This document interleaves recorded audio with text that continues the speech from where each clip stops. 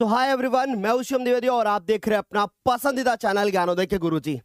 मेरे प्यारे बच्चों, एक लंबे इंतजार के बाद फाइनली हमारी ये सामाजिक विज्ञान की क्लास शुरू हो चुकी है और आज के इस क्लास में हम लोग यहाँ पे ये समझने वाले हैं कि आप अपने पेपर में सामाजिक विज्ञान की कॉपी को कैसे लिखोगे। क्योंकि याद रखिएगा, अगर आपकी कॉपी बेहतर लिखी होगी ना तो आपके बेहतर नंबर आएंगे।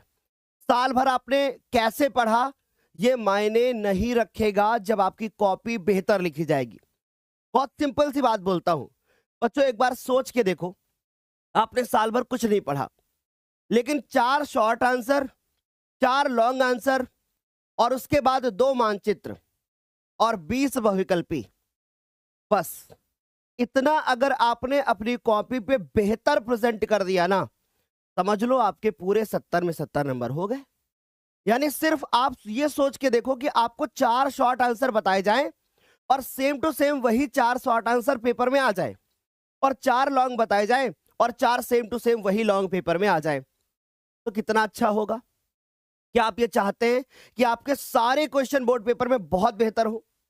क्योंकि हम जानते हैं इस बात को कि हमें क्या आ रहा है क्या नहीं आ रहा है, इससे ज्यादा इंपॉर्टेंट है कि हमारी कॉपी बेहतर होनी चाहिए। जिस बच्चे की कॉपी जितनी ज्यादा बेहतर होगी उसके नंबर उतने ही ज्यादा बेहतर होंगे। आ रही मेरी बात समझ में? एक बार फटाफट से बता दो।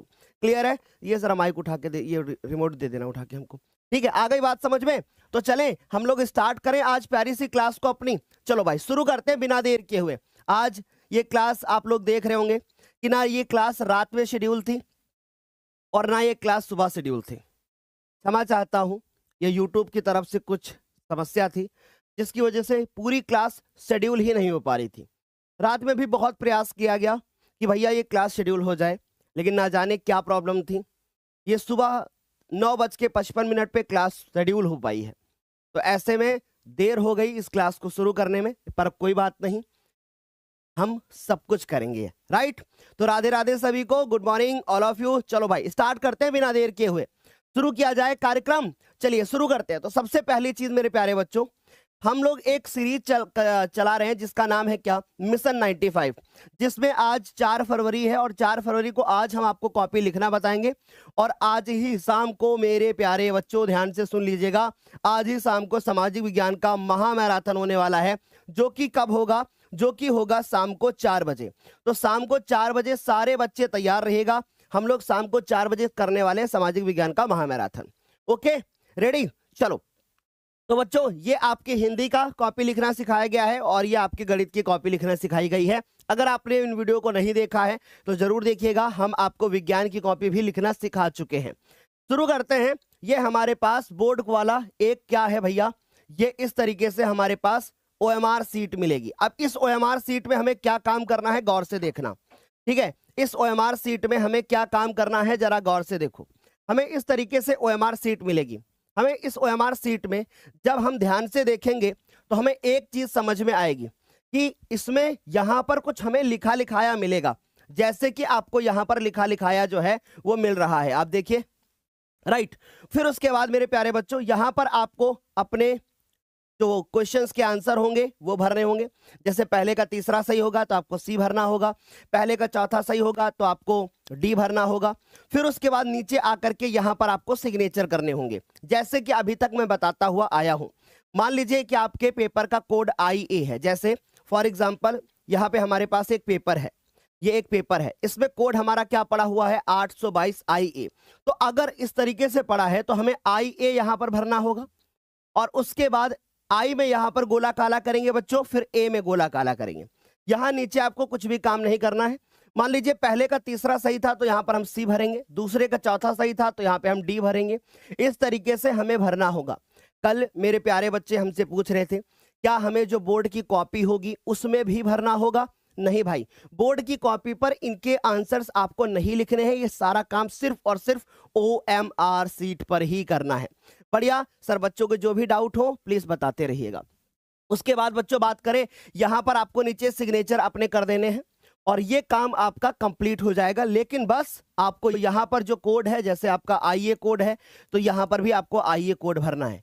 चित्रकला के लिए आपको यहाँ पे गोला जो है काला करना होता है, मतलब वहां पे टिक लगाना होता है, और यहाँ पे गोला काला करना होता है। इतना काम करना होता है।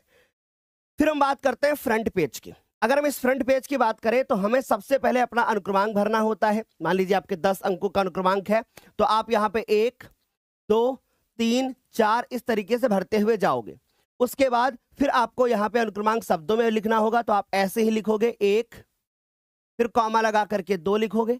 आप हजार करोड़ में नहीं लिखेंगे, ये बात हमेशा याद रखिएगा कि आप हजार और करोड़ में लिख करके नहीं आएंगे।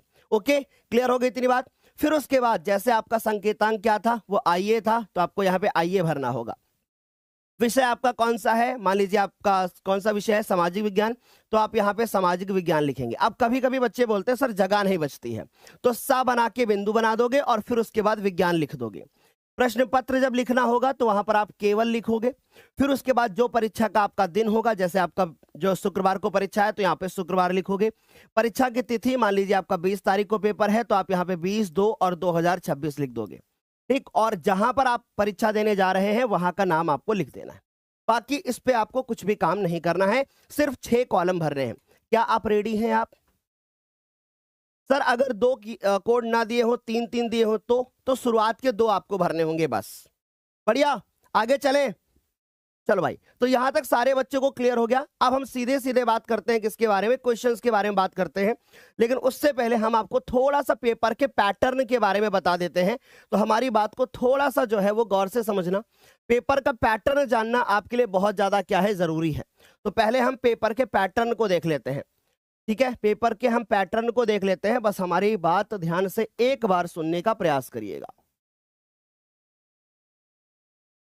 थोड़ा सा हम पेपर के पैटर्न को समझ लेते हैं, फिर उसके बाद हम आगे बढ़ते हैं। चलो, तो जो हमारा एग्जाम होगा उसमें जो हमारा पेपर होगा, उस पेपर का जो पैटर्न होगा वो हमारा पेपर पैटर्न कैसा होगा बच्चों। सबसे पहले हमको 20 एमसीक्यू मिलेंगे, यानी कि 20 हमें बहुविकल्पी प्रश्न मिलेंगे जिनका आंसर आपको कॉपी पर नहीं करना है। मेरी बात बहुत ध्यान से सुन लो, जिनका आंसर आपको कॉपी पर नहीं करना है।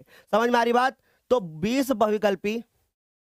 20 आपको बहुविकल्पीय प्रश्न मिलेंगे और जिनका आंसर सिर्फ और सिर्फ आपको ओएमआर सीट पर ही करना है और कहीं पर नहीं करना है। फिर उसके बाद 21वां प्रश्न मिलेगा आपको जिसके अंदर अथवा होगा। ठीक, 22वां प्रश्न मिलेगा जिसके अंदर अथवा होगा। 23वां प्रश्न मिलेगा जिसके अंदर अथवा होगा। 24वां प्रश्न मिलेगा जिसके अंदर अथवा होगा। और इनको ध्यान से सुन लो, ये 4-4 नंबर के प्रश्न होंगे, तो आपको यहां पर 16 अंक मिलेंगे। ये बात बहुत अच्छे से तैयार कर लो। और यहां पर हाँ,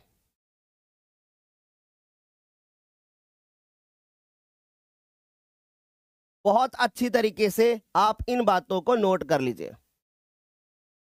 ओके, चलो अब आगे बात करते हैं। जैसे हमारा 25वां प्रश्न होगा, फिर 26वां प्रश्न होगा, फिर 27वां प्रश्न होगा, फिर 28वां प्रश्न होगा। मेरे बच्चों, इसमें भी अथवा होगा, इसमें भी अथवा होगा, इसमें भी अथवा होगा, इसमें भी अथवा होगा। यानी सामाजिक विज्ञान में नंबर पाना बहुत आसान है, बहुत ज्यादा कठिन नहीं है बच्चों, है ना। तो यहां पर हमें 6 नंबर का मिलेगा, तो ध्यान से सुन लो, 6 अंक का होगा। टोटल हमारे पास 4 प्रश्न होंगे बच्चों। टोटल हमें यहां से 24 अंक मिलने वाले हैं। अब अगर आप जोड़ के देखो ना, तो 16 और 24 मिला के कितने हो गए? 16 और 24 मिलाकर के हो गए 40। 40 और 20 कितने हो गए? 40-20 हो गए 60। अभी भी हमारे पास 10 अंक बचे हैं। अब हम बात करते हैं, हमारे पास 29वां प्रश्न 2 पार्ट में डिवाइड होगा। 29 का का होगा और 29 का खा होगा। ठीक है, तो इसके लिए हमें मिलेंगे 5 अंक और इसके लिए भी हमें मिलेंगे 5 अंक। इस बात को बहुत अच्छे से नोट कर लो।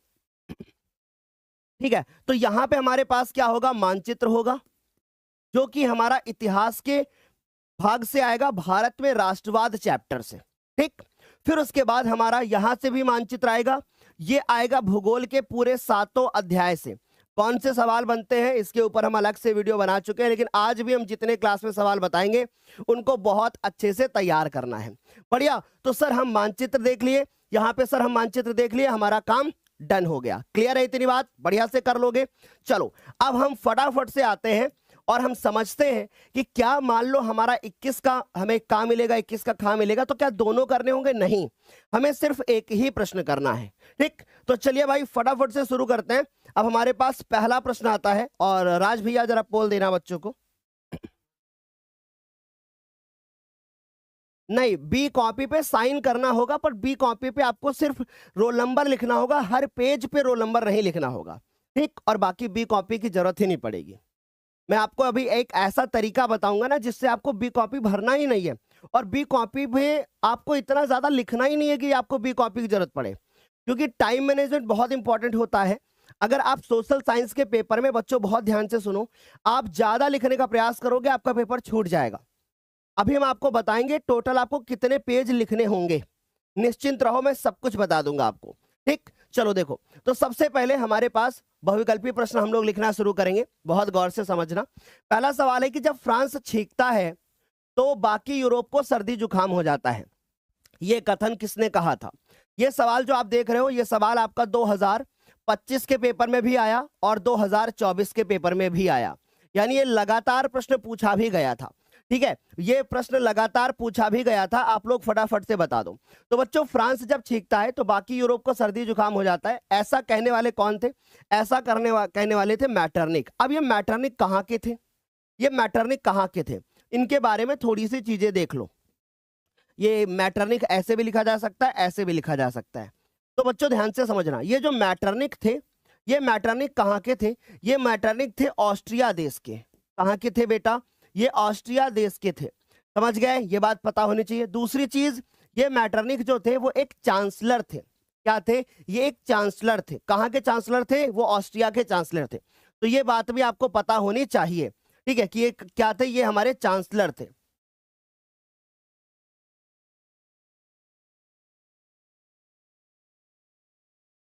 ये क्या हो गया?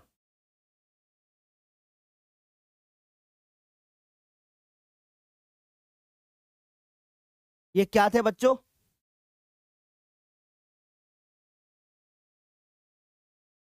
चलो कोई बात नहीं, देखते हैं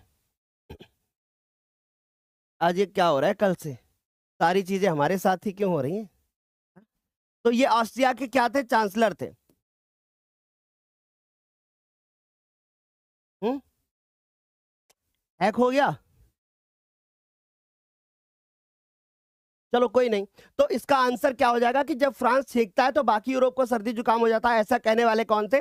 ऐसा कहने वाले थे मैटरनिक। और मैटरनिक कहाँ के? ऑस्ट्रिया के थे। और ऑस्ट्रिया में हमारे पास एक अलग से शहर पड़ता है जिसका नाम होता है वियना, ठीक है। तो ये वियना से ही हमें याद आया कि ये वियना संधि हुई थी एक बार, जिसको जिसको इसलिए किया गया था कि भैया हमें नेपोलियन को हराना है, समझ गए? और उसके अध्यक्ष भी मैटरनिक ही थे।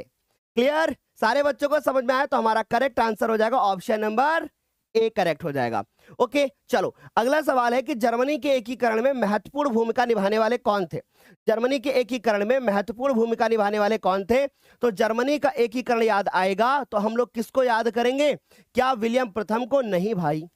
क्या हम लोग गैरीबाल्डी को याद रखेंगे? नहीं। गैरीबाल्डी जो थे उनका संबंध किससे था? उनका संबंध इटली से था, है ना। इन्होंने नेतृत्व प्रदान किया था इटली को। फिर उसके बाद बात करते हैं कावुर की। ये कौन थे? इनका से भी संबंध इटली से था और ये एक प्रकार के क्रांतिकारी थे।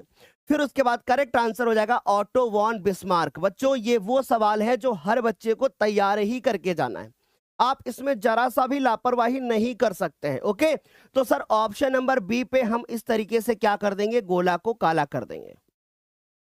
ओके, अब चलो एक बात बताता हूं और मेरी बात को थोड़ा गौर से समझना।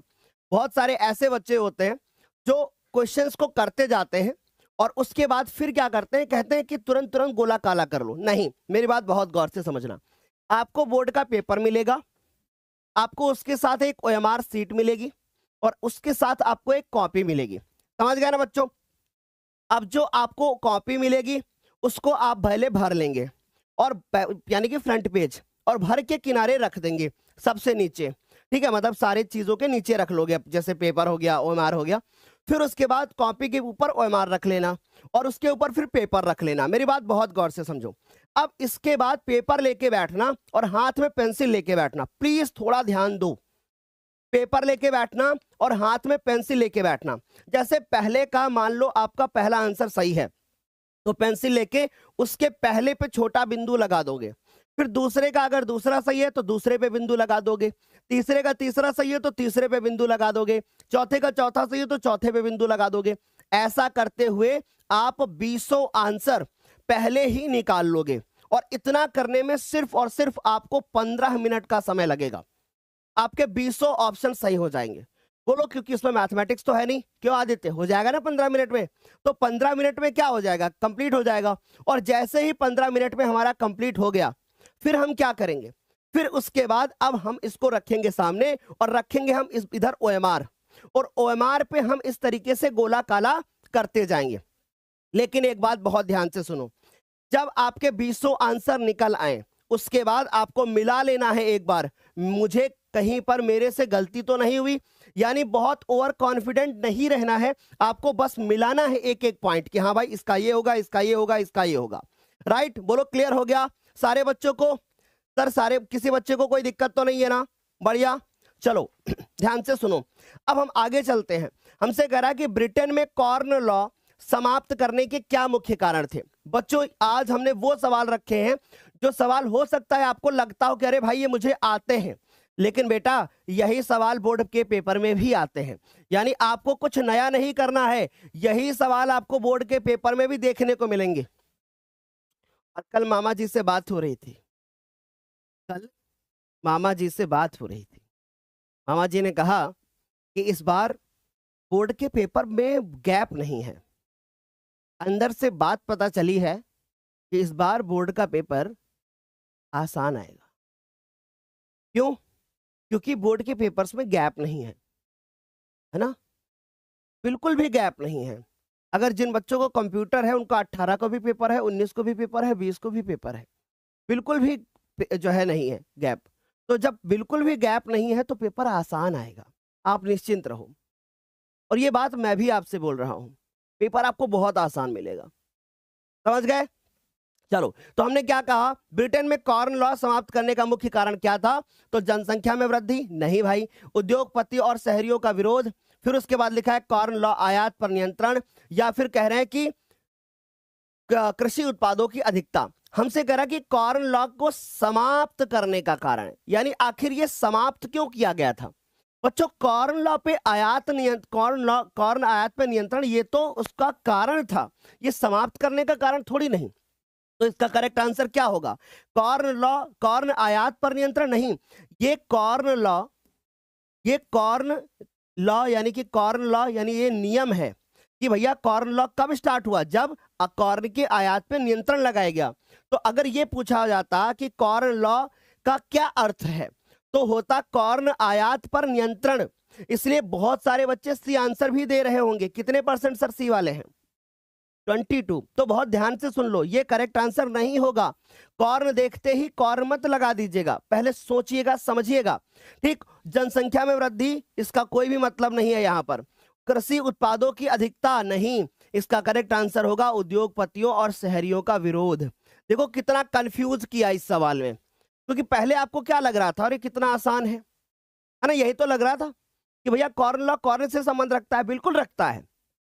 लेकिन कॉर्न लॉ का मतलब था कि जो ब्रिटेन की सरकार थी, उसने कहा कि भैया हम जो है अब कॉर्न दूसरे देशों से नहीं लेंगे, हम आयात पे पाबंदी लगा देंगे। तो आयात पे पाबंदी लगाना ये तो कॉर्न लॉ शुरू करने का कारण था।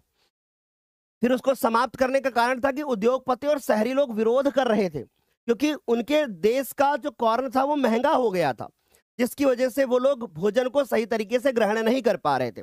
बोलो क्या समझ गए? यहां तक एक बार फटाफट से बता दो। सर क्या हमको नोट करना चाहिए? बिल्कुल करना चाहिए बेटा, बिल्कुल नोट करना चाहिए, है ना? बोलो सर पेपर, आप पहले बोल रहे थे कि पेपर बहुत हार्ड आएगा, अब बोल रहे हैं कि पेपर बहुत इजी आएगा। अच्छा एक बात बताओ, अगर मैं आपको जनवरी में और दिसंबर में बोल देता कि बोर्ड का पेपर बहुत इजी आएगा, तो क्या तुम पढ़ाई करते जनवरी और फरवरी में? सच बताओ। तो एक टीचर क्या करेगा? एक टीचर पहले बच्चों से पढ़ाई करवाना चाहेगा ना। और अगर मैंने आपसे कहा कि बोर्ड का पेपर हार्ड आएगा, तो मैंने गलत नहीं कहा, समझिए बात को। क्यों? क्योंकि हमें ऐसा फील हुआ कि अगर मैं आपसे ये बात बोलूंगा तो आप मेहनत करोगे, पढ़ाई करोगे। ये बात मैंने बोली थी, बोला था कि नहीं बोला था? तो आप घबराओ मत, पेपर एवरेज ही आपको मिलेगा, जो कि आपको इजी लगेगा, क्योंकि अब आपने बहुत कुछ पढ़ लिया है। समझ गए ना? क्लियर हुआ? चलो तो टीचर का ये काम ही होता है बेटा, टीचर का ये काम ही होता है कि बच्चों को पहले थोड़ा सा प्रेशर में लाना, क्योंकि जब तक बेटा प्रेशर नहीं होता ना तब तक बच्चा पढ़ता नहीं है। तो आपको बस पढ़ाने के लिए मैंने ऐसा बोला, तो क्या मैंने गलत बोला? बताओ क्या मैंने गलत बोला? चलो देखो, कह रहे अंतरराष्ट्रीय मुद्रा कोष की स्थापना कब हुई? अंतरराष्ट्रीय मुद्रा कोष है ना, जिसको हम लोग बोलते हैं इंटरनेशनल मॉनेटरी फंड यानी IMF, इसकी स्थापना कब हुई? सवाल आएगा यही, ये समझ लो तुम्हें 2025 का सवाल है, कराया जा रहा है। देखो कब हुआ? क्या 1940 में? नहीं। क्या 1943 में? नहीं। क्या करेक्ट आंसर होगा? करेक्ट आंसर होगा 1944 में। कहां पर हुई? तो कहां पर हुई ये भी याद रखोगे, कहां पर हुई? अमेरिका में हुई। समझ गए? कहां पर? अमेरिका में हुई। और फिर आप ये भी याद रखोगे कि अमेरिका के कहां पर? न्यू हैम्पशायर में। कहां? न्यू हैम्पशायर नाम का एक शहर होगा, उसी के अंदर। तो न्यू हैम्पशायर में हुई। और वहां पर एक संस्थान है जिसका नाम क्या है? Bretton Woods. जिसका नाम क्या है? जिसका नाम है ब्रेटन वुड्स। तो ये हो गया हमारे पास Bretton Woods. Bretton Woods. I hope ये बात बढ़िया से क्लियर समझ में आ रही होगी। ठीक है, समझ में आएगी ये बात? तो यहां तक सारे बच्चों को क्लियर हुआ? बता दो एक बार। सर साफ नहीं दिख रहा है। अरे भाई ऐसा तो नहीं है, दिख तो साफ रहा है। ऐसा क्यों कह रहे हो कि साफ नहीं दिख रहा है? साफ नहीं दिख रहा है क्या बच्चों? बताओ एक बार। एक्चुअली है क्या ना कि अभी आज डिजिटल बोर्ड में कुछ हो गया है, अभी इसको जब तक एक बार बंद नहीं करेंगे ना तब तक ये सही नहीं होगा। तो इस वजह से मैं कोई दूसरा कलर इसमें ले नहीं पाऊंगा। देखो, अरे वाह हो गया ये, लेकिन ब्रश वगैरह नहीं चल रहा है ना। कलर चेंज कर सकता हूं, चलो कलर चेंज कर दिया। कह रहे गुलामगिरी। अब बच्चों यहां पर देखो जरा ध्यान से, कह रहे गुलामगिरी नामक पुस्तक किस प्रकार की समस्या से संबंधित है? हर साल 2024 के बोर्ड पेपर के हर सेट में आपको गुलामगिरी वाला प्रश्न मिलेगा, 2024 में हर साल। और पूछेगा कि गुलामगिरी के लेखक कौन है।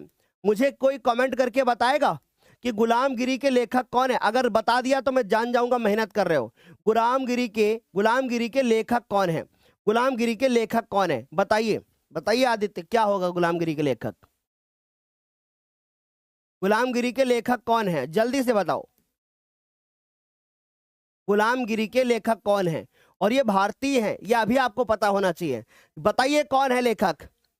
बहुत अच्छा, एक तरफ से हमारे बच्चे कमेंट भी करने लगे हैं। गुलामगिरी के लेखक कौन है? इसका आंसर होगा ज्योतिबा फुले। क्या होगा? इसका आंसर होगा ज्योतिबा फुले। बहुत अच्छी बात है, बहुत मेहनत कर रहे हो आप लोग। तो करेक्ट आंसर हो जाएगा ज्योतिबा फुले। अब हमसे पूछा गया है कि गुलामगिरी नामक पुस्तक किस समस्या से संबंधित है? नाम में ही पता चल रहा है गुलाम। तो क्या ये सांप्रदायिकता, लड़ाई झगड़े से नहीं? क्या बाल विवाह से? बिल्कुल भी नहीं। क्या छुआछूत यानी? नहीं भैया। करेक्ट आंसर क्या हो जाएगा? जाति व्यवस्था। ठीक है, तो भैया गुलामी कहां देखने को मिलती है? जाति व्यवस्था में देखने को मिलती है। तो करेक्ट आंसर होगा गुलामगिरी पुस्तक किस प्रकार से समस्या से संबंधित है? तो करेक्ट आंसर होगा जाति व्यवस्था। इसके लेखक कौन है? इसके लेखक है बच्चों कौन? इसके लेखक है ज्योतिबा फुले। क्या समझ गए? क्या यहां तक सारे बच्चों को क्लियर? सर आप SST से माइंड मैप में सारे उसके वीडियो बना दो।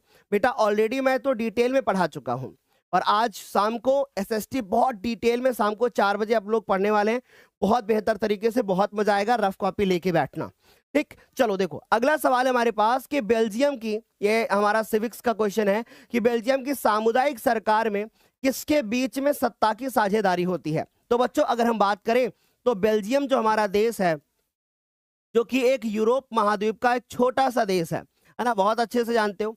इस बेल्जियम देश में क्या है? इस बेल्जियम में देश में 4 प्रकार की सरकारें बनाई गई, 1, 2, फिर उसके बाद 3 और 4। जैसे यहां लिख रहा हूं काम ही नहीं कर रहा है। 1, 2, 4 प्रकार की, 1 प्रकार की, 2 प्रकार की, 3 प्रकार की और 4 प्रकार की सरकारें बनाई गई। समझ गए? 4 प्रकार की। पहली सरकार बेल्जियम के अंदर केंद्रीय सरकार, दूसरी क्षेत्रीय या राज्य सरकार हो गई, तीसरी हमारे पास सामुदायिक सरकार, और चौथी हमारी ब्रुसेल्स की अलग से सरकार। 4 सरकारें हमारी बेल्जियम में बनाई गई थी, जिसमें से एक सरकार थी जिसका नाम था सामुदायिक सरकार। समुदाय से क्या समझ में आता है? समुदाय से समझ में आता है कि कोई भी एक छोटा सा समूह, राइट? तो बच्चों देखो जरा ध्यान से, समुदाय जहां पे लोग रहते हो, अलग अलग भाषा वाले लोग हैं। तो बेल्जियम के अंदर हम लोग बहुत अच्छे जानते हैं कि वहां डच भाषा बोलने वाले थे लोग, वहां पे फ्रेंच भाषा लोग बोलने वाले लोग थे, है ना, समुदाय में। वहां पे हमारे जर्मन भाषा बोलने वाले लोग थे, है ना। तो अब हम ये बात अगर समझ गए तो हम समझ गए कि भैया केंद्र और राज्य सरकार ना भैया, क्या शासन नहीं, क्या राज्य नहीं, बल्कि विभिन्न सामाजिक समूहों के बीच सत्ता की साझेदारी थी। तो करेक्ट आंसर क्या हो जाएगा? Option number A. बोलिए क्या समझ गए? इतनी बात क्लियर हो गई बच्चों को? यहां तक सारे बच्चों को सर समझ में आ गया? बहुत अच्छी बात है, बढ़िया। चलो आ गई बात समझ में। चलिए भाई, यहां तक सारे बच्चों को समझ में आ गया। सर आदित्य कौन है? जैसे आप क्लास 10th में हैं वैसे आदित्य भी क्लास 10th में है। तो देखो जरा ध्यान से क्या बोला गया है। बोला गया है कि भैया महिला आरक्षण अधिनियम 2023 में 33% आरक्षण महिलाओं को निम्नलिखित किस संस्था के द्वारा दिया गया? यह सवाल कभी भी बोर्ड के एग्जाम में नहीं पूछा जाता था, लेकिन यह सवाल जो हमारा था वो 2025 के हर सेट में आया। हर सेट में आया क्या कि 2023 में 33% आरक्षण महिलाओं को कहां पर मिला? तो याद रखिएगा ये सवाल 2025 में पूछे गए हैं। और एक छोटा सा क्या है अधिनियम आया था जिसका नाम था नारी शक्ति वंदन अधिनियम। बच्चों नोट कर लो इस बात को, नारी शक्ति वंदन अधिनियम, नारी शक्ति वंदन अधिनियम। प्लीज इसको नोट करना कहीं पर, नारी शक्ति वंदन अधिनियम। और नारी शक्ति वंदन अधिनियम में जो महिलाएं थी उनको 33% आरक्षण मिल गया। कहां पर आरक्षण मिल गया? लोकसभा में, विधानसभा में, दिल्ली विधानसभा में, और या फिर उपरोक्त सभी। तो करेक्ट आंसर होगा कि महिलाओं को हर जगह पर क्या मिल गया? आरक्षण मिल गया। तो क्या यहां तक सारे बच्चों को क्लियर हुआ? एक बार फटाफट से बता दो। सर खंड खा में क्वेश्चन नंबर 1 से डालेंगे कि 21 से डालेंगे? 21 से डालोगे, ठीक है, 21 से। तो जो बोर्ड का पेपर होता है उसमें 21 से ही पढ़ा होता है। अब बाकी वो अलग चीज है कि कभी कभी 1 से भी डाल देते हैं, तो जो उसमें पढ़ा हुआ वही डाल दीजिएगा। अभी तो 21 से ही डाल रखा मैंने, और 21 से ही पढ़ा होता है बहुत सारे पेपर में, ठीक। तो हमारा करेक्ट आंसर हो जाएगा हमारे पास डी। आगे चलते हैं, अगला सवाल है हमारे पास कि सांप्रदायिकता की समस्या कब उत्पन्न होती है? अच्छा, सांप्रदायिकता का मतलब क्या होता है? सांप्रदायिकता का मतलब होता है कि भैया लड़ाई झगड़ा दंगा। अब ये क्यों होगा? क्यों होगा? जब कोई भी एक बहुसंख्यक समूह अपने आप को उच्च समझने लगता है तो सांप्रदायिकता हो जाती है। जैसे मान लीजिए आपके 4 दोस्त हैं, ठीक है। अब इस 4 दोस्त हैं, इन चारों दोस्त में एक ऐसा दोस्त है जो अपने आप को बड़ा एडवांस समझता है, उसको लगता है मेरे से बड़ा कोई है ही नहीं, तो बाकी तीनों को तुच्छ समझता है। तो यहां पे सांप्रदायिकता उत्पन्न हो जाएगी, ठीक। तो सांप्रदायिकता की समस्या कब उत्पन्न होती है? जब धर्म को राष्ट्र का आधार मान लिया जाता है, जब धर्म को राजनीति से जोड़ दिया जाता है, सभी धर्मों का समान आदर किया जाए, और उसके बाद ए और बी दोनों। तो भैया देखो, अगर सभी धर्मों को हम समान आदर देंगे तो सांप्रदायिकता कैसे हो जाएगी? फिर हम सबको तो एक ही मान रहे हैं। जैसे अगर हम छोटी सी बात करें बच्चों, तो हमारा जो श्रीलंका था, मैं बहुत आराम से पढ़ा रहा हूं, ध्यान से सुनो। जो हमारा श्रीलंका था बच्चों, जो हमारा श्रीलंका था, हमारे श्रीलंका देश में क्या था? हमारे श्रीलंका देश में क्या था? श्रीलंका देश में 2 भाषा वाले लोग थे। एक थे भैया कौन?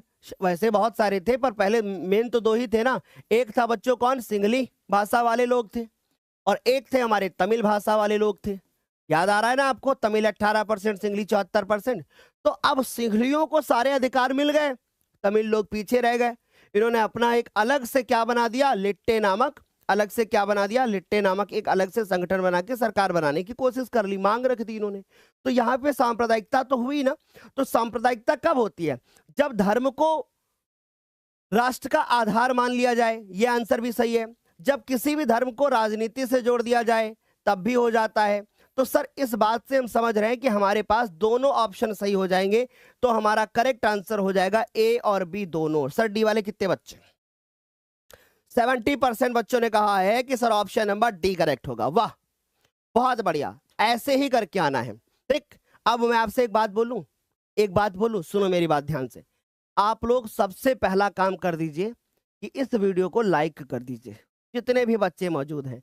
और आज पता है, मैंने स्टार्टिंग में भी बताया, बहुत सारे बच्चे लेट हो गए होंगे, उनको भी बताता हूँ।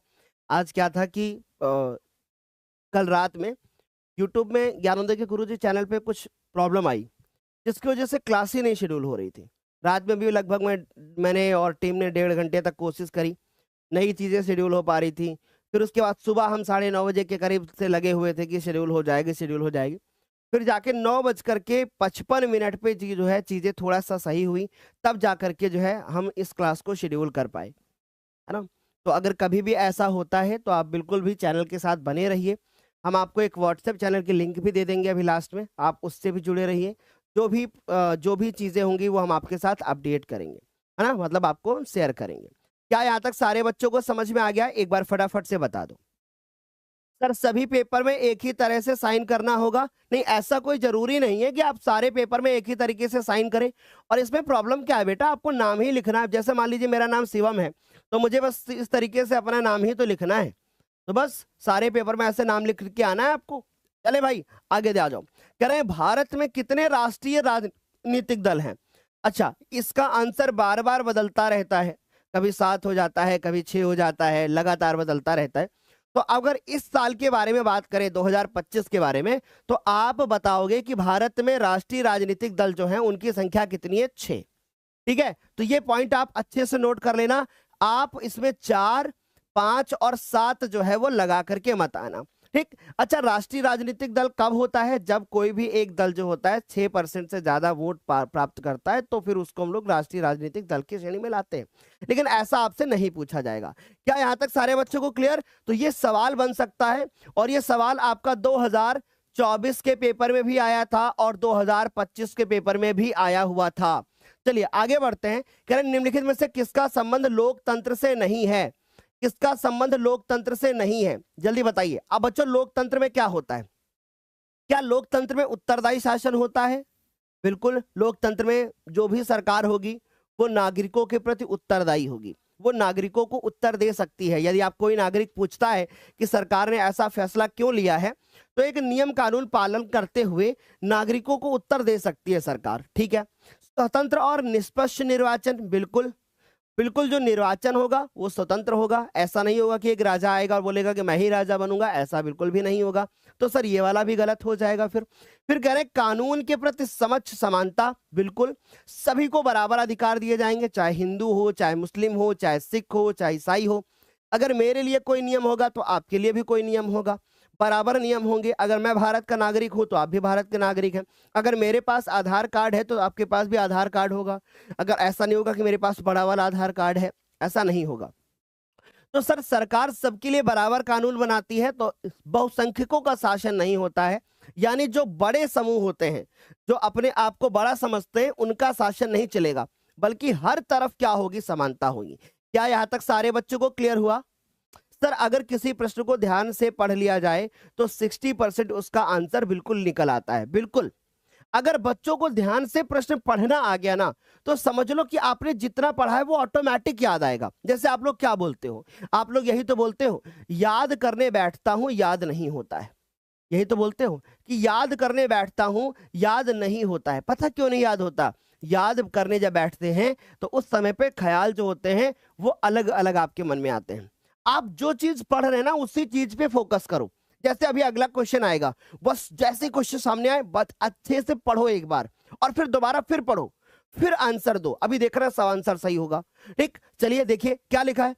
लिखा है कि निम्नलिखित में से किस प्रांत में सीढ़ीदार सीढ़ीदार जिसको हम सोपानी खेती करी जाती है? अच्छा, सीढ़ीदार सीढ़ीदार खेती तो वहां होगी जहां पहाड़ होंगे। बस दिमाग लगा लिया, क्योंकि वहीं पे सीढ़ी बन पाएगी खेतों में, है ना। तो ऐसे क्या होता है, पहाड़ होते हैं, ऊपर से पानी आता है। अब सोचो अगर पहाड़ों पे सीढ़ी जैसा नहीं बनाया जाएगा तो पानी तो ऊपर से नीचे बह के आ जाएगा, होगा ना ऐसा। लेकिन अगर सीढ़ी बना दी जाएगी तो पानी को हम जहां चाहे वहां रोक सकते हैं, फिर आगे भेज सकते हैं, फिर आगे भेज सकते हैं। इसका मतलब हम बहुत अच्छे से समझ रहे हैं कि जहां पर सर पहाड़ होंगे, जहां पर सर पहाड़ होंगे वहां पर सीढ़ीदार खेती होगी। वहां पर क्या होगा? वहीं पर सीढ़ीदार खेती होगी, वहीं पर हम सीढ़ीदार खेती कर पाएंगे। तो आई होप ये बात सारे बच्चों को समझ में आ रही होगी। तो अब देखो पहाड़ कहाँ होते हैं। क्या हमारे उत्तर प्रदेश के मैदानों में पहाड़ है? क्या यूपी में कहीं आपको पहाड़ देखने को मिलेगा? नहीं मिलेगा। तो सर इसका भी करेक्ट आंसर नहीं हो पाएगा। फिर उसके बाद बात करते हैं हमारे पास हरियाणा। आपको हरियाणा में भी पहाड़ नहीं मिलेंगे, हटा दो इसको। फिर आता है भैया पंजाब और उत्तराखंड। आपको पंजाब के कुछ क्षेत्र में पहाड़ देखने को मिलेंगे, कुछ क्षेत्र में। लेकिन पंजाब में मैदान भी बहुत ज्यादा है, तो लोग मैदान में ज्यादा खेती करते हैं। इसको हटा दो। तो सर हमारे पास आता है, बचता है उत्तराखंड, और उत्तराखंड में क्या है, बहुत अधिक मात्रा में क्या है, पहाड़ है। तो वहां पर क्या होता है, पहाड़ी भागों पर क्या करी जाती है, खेती करी जाती है। तो सोचो अगर हम देख लेंगे एक बार प्रश्न को अच्छे से तो कितना आराम से हम आंसर दे सकते हैं। बोलो क्लियर हो गया? एक बार फटाफट से बता दो, मजा आ रही है कि नहीं? यहां तक सारे बच्चों को क्लियर? सर मेरे पेपर में सवाल आया था, बहुत अच्छी बात है। सर आज मैं पहली बार लाइव कर रहा हूं। अच्छा कितने बच्चे ऐसे हैं जो पहली बार आए हैं ज्ञानोदय पर? जो बच्चे पहली बार ज्ञानोदय पर आए हैं उनको हम एक बात बोलना चाहते हैं कि जितने बच्चे अभी तक निकले हैं ना, वो सारे बच्चे यहीं से पढ़ने वाले हैं, चाहे दूसरी रैंक हो चाहे तीसरी रैंक हो। कल मेरी सिमरन से बात हो रही थी, वो 12th की प्रिपरेशन स्टार्ट करना चाहती है। हमारी सिमरन से बात हुई, हमारे और बहुत सारे बच्चों से बात होती रहती है। तो मैं ना आप लोगों के लिए एक काम करूंगा, कोशिश ये करूंगा कि आप लोग बहुत अच्छे नंबर लाएं और मैं इन टॉपर से आपको मिलवाऊंगा भी, है ना। और जब आप बोर्ड का रिजल्ट लेकर के अच्छा आओगे ना, तो हम आपसे मिलने स्वयं आएंगे, और फिर उसके बाद हम स्वयं मिलने भी आएंगे और हम आपको बुलाएंगे भी इवेंट में, और आपको गिफ्ट वगैरह भी दिए जाएंगे। ठीक, तो आप सारे बच्चे हमसे मिलने जरूर आना, और हम तो आपसे मिलने आएंगे ही। और जितने बच्चे हमें देख रहे हैं नए, उनको सबको ये बात बताना चाहते हैं कि जब आपका पेपर 18 तारीख को होगा, तो 18 फरवरी को सवेरे सवेरे, अब अगर हो सकता है 3 बजे क्लास हो या हो सकता है 4 बजे, अभी के हिसाब से मैं बता देता हूं कि सुबह 3 बजे आप सभी लोग 18 फरवरी को हमारे साथ लाइव जरूर जुड़ना। आपको पूरा समझ लो, बोर्ड का जो पेपर होगा उसमें से आने वाले अधिकतम क्वेश्चन आपको 18 फरवरी की सुबह 3 बजे आपको देखने को मिलेंगे। आप बिल्कुल रेडी रहिएगा। ठीक, चलें, यहां तक सारे बच्चों को क्लियर हुआ? आगे चलते हैं। अब कह रहे हैं कि भारतीय वन्य जीवन रक्षण अधिनियम किस वर्ष लागू किया गया था? अब ये सवाल बनता है। अब देखो यहां पे आता है 70, फिर है 74, फिर है 72, और फिर है हमारे पास 76। तो बच्चों देखो, भारतीय वन्य जीवन यानी वन में रहने वाले जीवों के संरक्षण से संबंधित था। ये कब आया? ये 1972 में आया। कब? वन्य जीव संरक्षण अधिनियम कब आया? 1972 में आया। ठीक है, तो याद रहेगा, भूलोगे तो नहीं ना बच्चों, भूलोगे तो नहीं ना? तो 1972 इसका करेक्ट आंसर हो जाएगा। लेकिन इसी के बाद एक वर्ष है हमारे पास 1973। तो 1973 में क्या हुआ? 1973 में हमारा प्रोजेक्ट टाइगर आया। तो ये बात भी नोट कर लेना, यहां से भी सवाल बन सकता है। प्रोजेक्ट टाइगर, टाइगर जिसको हम लोग क्या बोलते हैं? जिसको हम लोग बोलते हैं बाघ परियोजना। क्या बोलते हैं? बाघ परियोजना। तो ये सवाल भी बन सकता है कि बाघ परियोजना जो थी, यानी कि प्रोजेक्ट टाइगर मिशन जो था, वो कब आया? तो वो होगा करेक्ट आंसर 1973।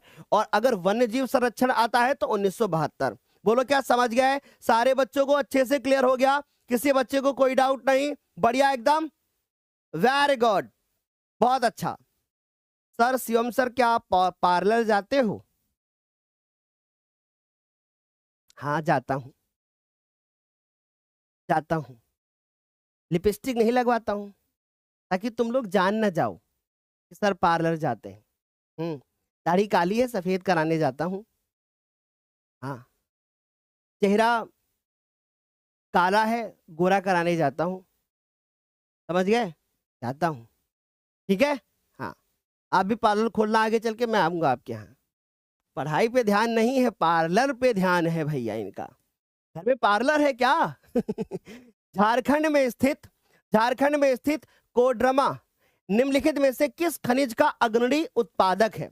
ठीक, तो अब बच्चों बताओ, पहले अगर हम बात करें तो भारत के मैप में आज बच्चों बहुत मजा आएगा जब आप आज की क्लास करोगे ना। आज की क्लास करोगे ना तो आपको बहुत मजा आएगा। आज आप देखोगे सच में बहुत मेहनत करी गई है आपके लिए। विवेक सर ने भी बहुत मेहनत करी है, आपके लिए बहुत सारी चीजें तैयार करी गई हैं। तो बच्चों अगर हम ध्यान से देखें तो हमारा जो भारत होता है, हमारे भारत के नक्शे में देखें तो हमारा झारखंड कहीं यहां पर पड़ता है।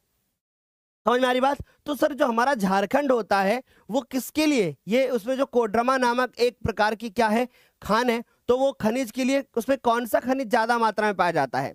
तो सर क्या अब कोयला होगा, या अभ्रक होगा, या फिर बॉक्साइट होगा, या फिर लौह अयस्क होगा? अब मेरी बात बहुत अच्छे से सुनो, कोडरमा में कोयला भी होता है, लेकिन कोडरमा फेमस किसके लिए है? तो ये अगर सवाल आता है तो करेक्ट आंसर होगा हमारे पास अभ्रक। क्या आंसर होगा? अभ्रक। सर डी वाले कितने बच्चे? हाँ, गलत करके आ जाओगे। कोडरमा फेमस फॉर अभ्रक। समझ में आ रही बात? और याद होगा मैंने आपको ये जब पढ़ाया था तो मैंने बोला था कि आज हमारे एक बच्चा हमारा कोडरमा के पास है, वहां से उसने हमको वीडियो कॉल करके दिखाया है, ऐसा करके मैं आपको बोल रहा था। याद आ रहा है आपको? भूल गए फिर, है ना? तो चलो कोई नहीं। जो कोडरमा होता है उसमें कोयला भी है, लेकिन वो फेमस किसके लिए? अभ्रक के लिए ही फेमस है। तो हम इसका आंसर अभ्रक ही लगाएंगे। समझ गए? यहां तक सारे बच्चों को क्लियर? बहुत अच्छी बात है। सर मैंने अभी तक कुछ नहीं पढ़ा है, क्या मिशन 95 से पढ़ करके बहुत अच्छा स्कोर कर सकता हूं? डेफिनेटली कर सकते हो भाई, आप आराम से 90 क्रॉस कर सकते हो अगर आपने कुछ भी नहीं पढ़ा। और अगर कुछ बहुत पढ़ रखा है तो 95 तो कंफर्म है। एक एक सवाल आपको मिलेगा मिशन 95 से, मतलब जो हम लोग डेली क्लास कर रहे हैं उससे। काली मिट्टी में मुख्य रूप से कौन सी फसल उगाई जाती है? अच्छा बताओ। का से काली, का से क्या हो गया? काली, और का से हो गया काली, और का से हो गया कपास। यानी काली मिट्टी में जो ज्यादा खेती होती है वो किसकी होती है? कपास की। क्यों? क्योंकि इसमें नमी धारण करने की क्षमता बहुत ज्यादा होती है, पानी धारण करने की क्षमता बहुत ज्यादा है, जल बहुत ज्यादा नमी सोख लेता है। और दूसरी चीज याद रखोगे कि जो कपास है वो सबसे ज्यादा आपको महाराष्ट्र, यानी काली मिट्टी आपको महाराष्ट्र में मिलेगी सबसे ज्यादा, और महाराष्ट्र के साथ में आपको गुजरात में। ठीक है, तो महाराष्ट्र और गुजरात जो होगा वो हमारा करेक्ट आंसर हो जाएगा। महाराष्ट्र और गुजरात, महाराष्ट्र और गुजरात। मैं डिजिटल बोर्ड चला रहा हूं तो यहां पर जब लिख रहा हूं तो यहां नहीं लिख रहा है, इतने में, इस भाग में लिख ही नहीं रहा है कुछ। देखो अब ये क्या हो गया पता नहीं, ये देखो यहां तक चल ही नहीं रहा है, यहां पर चल रहा है। यहाँ पे ऐसे ऐसे ऐसे लिखते हुए आऊंगा तो चल रहा है, लेकिन अगर यहाँ लिख रहा हूं तो नहीं चल रहा है। समझ रहे हो? तो अब ये क्यों है प्रभु जाने, देखा जाएगा बाद में क्या है दिक्कत। चलो, तो यहां तक सारे बच्चों को समझ में आ रहा होगा। तो बच्चों करेक्ट आंसर क्या हो जाएगा हमारे पास? का से क्या हो जाएगा? कपास हो जाएगा। रबड़ नहीं होगा, मक्का नहीं होगा, चावल भी इसका करेक्ट आंसर नहीं होगा। तो सारे बच्चों ने करेक्ट आंसर कपास दिया। वेरी गुड, बहुत अच्छा। सर पहाड़ में से पानी कैसे निकलता है? पहाड़ से पानी कैसे निकलता है? भाई देखो, पहाड़ से पानी कैसे निकलता है, जैसे बारिश वगैरह होती है, अब वहां आपको बहुत अच्छे से पता है धूप वगैरह तो होती नहीं, तो जो पहाड़ होते हैं ना उनमें पानी जो मिट्टी होती है पानी को स्टोर कर लेती है अपने अंदर, फिर वही पानी जो होता है वो फिर नीचे धीरे धीरे करके छन करके ऊपर आएगा। ठीक, चलो देखो, तो हमने कहा अगला सवाल हमारे पास क्या पूछा गया है कि निम्नलिखित में से कौन सा राज्य हजीरा, विजयपुर और जगदीशपुर पाइपलाइन से नहीं जुड़ा है? ऐसा भी तो आ सकता है कि जुड़ा है, ऐसा भी आ सकता है कि कौन सा राज्य इससे जुड़ा है। तो ऐसे में मैं आपको एक सवाल बताता हूं जो कि आपकी स्क्रीन पे दिख रहा है। यह सवाल तुम्हें 2026 में देखने को मिलेगा। ये मैं अपने एक्सपीरियंस के आधार पे कह रहा हूं कि इस बार बोर्ड का जो पेपर होगा उस बोर्ड के पेपर में आप देखोगे ये सवाल आपको लगभग हर सेट में घुमा फिरा करके मिलेगा।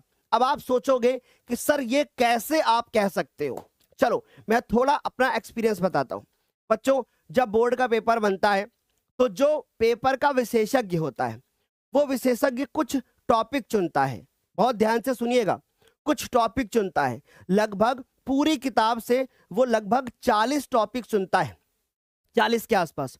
और वो 40 टॉपिक उन व्यक्तियों को दिए जाते हैं जिन व्यक्तियों को पेपर बनाना होता है। प्लीज मेरी बात बहुत गौर से समझो कैसे पेपर बनता है, ताकि आप इसके माइंड सेट को समझोगे ना तो आप आंसर बहुत अच्छे से कर पाओगे, आपको पता होगा, आप अपने पढ़ने में सुधार करोगे।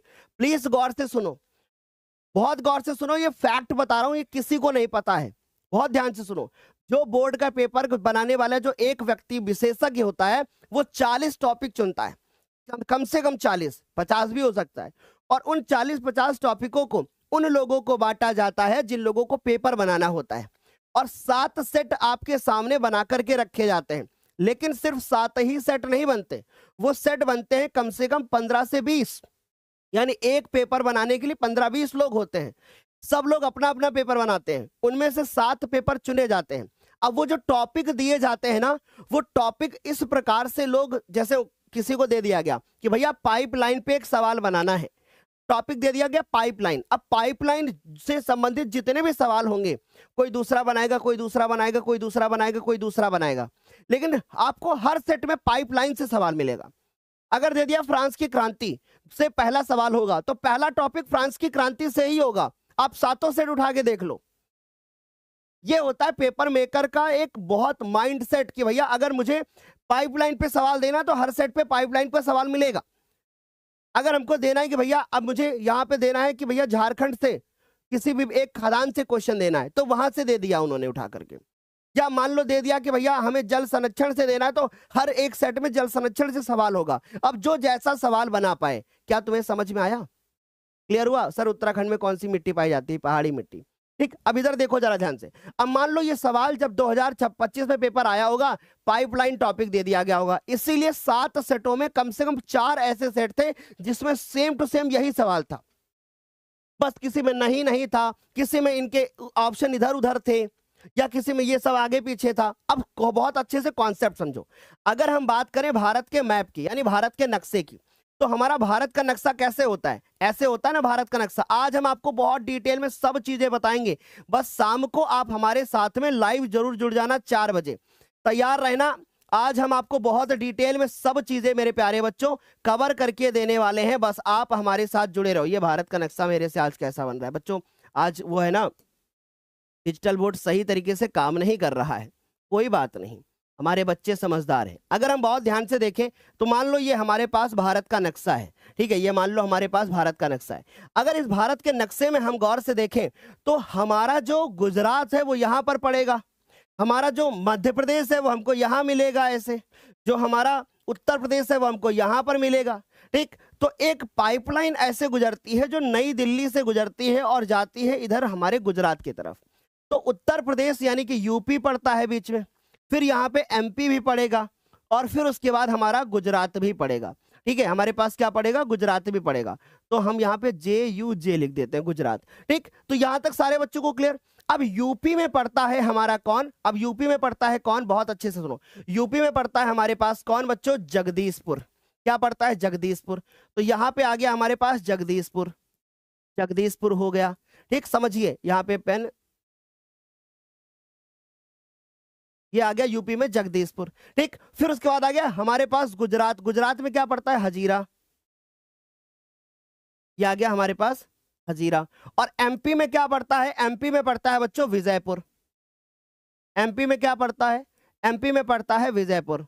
ठीक, तो आई होप ये बात समझ में आ रही होगी। एमपी में क्या पड़ता है? एमपी में पड़ता है हमारे पास विजयपुर।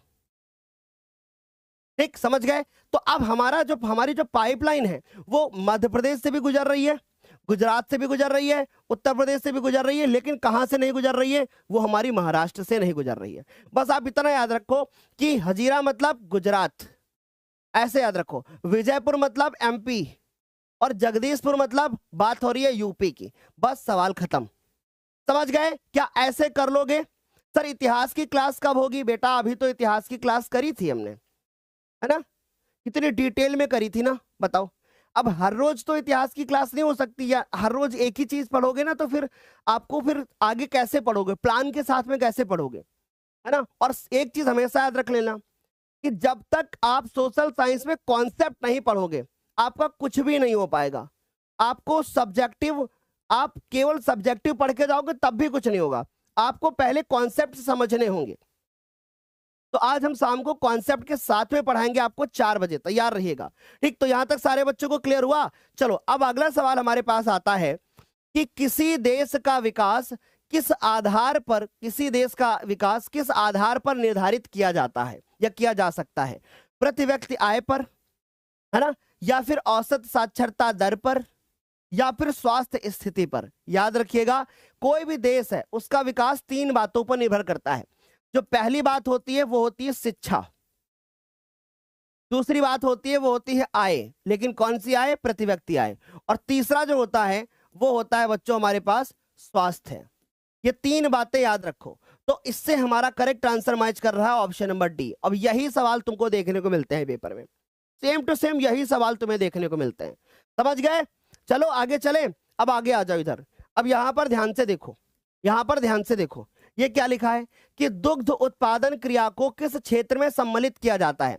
अब एक सवाल कंफर्म है, जैसे मान लो बोर्ड का पेपर बनाने को जब दिया जाता होगा तो उन्होंने बोला होगा भैया एक जो है भारतीय अर्थव्यवस्था के क्षेत्रक में जो क्षेत्रक आते हैं वो प्राथमिक, द्वितीयक और तृतीयक, उनसे संबंधित आप सवाल बना दो। तो अब टीचर ने क्या किया, उसने कहा चलो ठीक है प्राथमिक क्षेत्र पे बना देते हैं, द्वितीयक पे बना देते हैं, मत्स्य पालन रख देंगे, दुग्ध उत्पादन रख देंगे, विनिर्माण उद्योग रख देंगे, है ना, बैंकिंग रख देंगे, अलग अलग रख दिया उन्होंने, चीजें सेक्टर रख दिए। अब उसमें से एक सवाल ये तुम्हारे सामने आ गया, क्या कह रहा है, कह रहा है दुग्ध उत्पादन यानी दूध का उत्पादन। बच्चों दूध का उत्पादन करोगे तो जानवर पालोगे, बिना तो जानवर पाले नहीं हो पाएगा। तो सर दुग्ध का उत्पादन करना प्राथमिक में आएगा, लेकिन अगर दुग्ध उत्पादन के बाद आप इससे क्या बनाए, इससे आप कोई प्रोडक्ट बनाए, जैसे फॉर एग्जांपल दूध लिया, अब दूध से आप क्या बना रहे हैं, दूध से आप मिठाई बना रहे हैं। तो मिठाई बनाना, अब ये मिठाई बनाना किस में आएगा, मिठाई बनाना तो सर ये दूसरे में आ जाएगा, द्वितीयक में आ जाएगा। मिठाई बना करके उसको ऑनलाइन डिलीवरी करने वाला रख लिया, वो तृतीयक में आ जाएगा, वो आपकी सेवा कर रहा है, वही तो इधर उधर सबको लेकर के जा रहा है, वो इससे दूध ले रहा है, इनको दे रहा है, इनसे मिठाई ले रहा है, दूसरे को दे रहा है, तो वो तृतीयक में आ जाएगा। समझ गए। फिर उसके बाद जैसे इनको पैसा वगैरह, इनको जो है कोई टेक्नोलॉजी की नीड हुई तो वो चौथे में आ जाएगा, कोई टेक्नोलॉजी से जुड़ा हुआ चीज होगा वो चौथे में आ जाएगा। क्या यहां तक सारे बच्चों को समझ में आया? एक बार फटाफट से बता दो। बढ़िया, क्लियर हो गया, मजा अच्छे से। सर मैं मड़ियाव लखनऊ से हूं, क्या मैं पढ़ सकता हूं? क्यों नहीं पढ़ सकते हो, बिल्कुल पढ़ सकते हो। यहां तक सारे बच्चों को क्लियर हो गया ना, सारे बच्चों को? चलो आगे चलते हैं, अब हम लोग अगले सवाल की तरफ जरा गौर से देखो। कह रहे हैं दुग्ध उत्पादन क्रिया, ये तो सेम सवाल आ गया भाई, कोई बात नहीं, कोई बात नहीं। चलो 19 नंबर सवाल देखो। कह रहे हैं भारत में कौन केंद्रीय सरकार की तरफ से करेंसी नोट जारी करता है? भारत में कौन करेंसी नोट जो है वो जारी करता है? फटाफट से बता दो, कौन करता है? क्या भारत सरकार करती है, या राज्यपाल करते हैं, या राज्य सरकार करते हैं, या फिर भारतीय रिजर्व बैंक? तो भारत की तरफ से जो नोट जारी करता है वो रिजर्व बैंक ऑफ इंडिया यानी कि आरबीआई करता है। करेक्ट आंसर हमारे पास हो जाएगा ए। बढ़िया, सारे बच्चों को क्लियर हो गया, अच्छे से समझ में आ गया, बढ़िया से। सर मेरे स्कूल में 17% केवल प्रेजेंट ही है ना, वाइवा में मास्टर शौक रह गए थे, इतना फास्ट आंसर दे रही थी सिर्फ आपकी वजह से। Thank you Gyanoday. Okay Gauri Thakur, बहुत अच्छी बात है बेटा, है ना। चलो सर पेपर बनाने वाले को इसके उत्तर याद हो जाते होंगे तो वो अपने बच्चे को बता देगा, तो हाँ इसी सोच में तो तुम पढ़े रहते हो बेटा हमेशा, है ना, तुम्हें इन ये ख्याल बहुत आते हैं। अभी मैंने क्या बताया, पेपर बनाने वाले को स्वयं खुद नहीं पता होता है कि कौन सा, क्या हमारा पेपर आएगा कि नहीं। पता चला हम बच्चे को बता दिया और उसके बाद वो पेपर ही ना आए तो उसको खुद नहीं पता होता।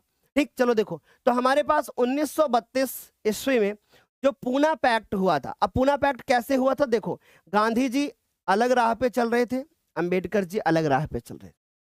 गांधी जी का मानना था कि हम जब तक हम हिंदू मुस्लिम यानी जो हमारे दलित वर्ग वाले जो अलग कर लेकर के जा रहे थे अंबेडकर जी, जब तक हम लोग एक नहीं होंगे तब तक क्या नहीं होगा, स्वराज की स्थापना नहीं हो सकती।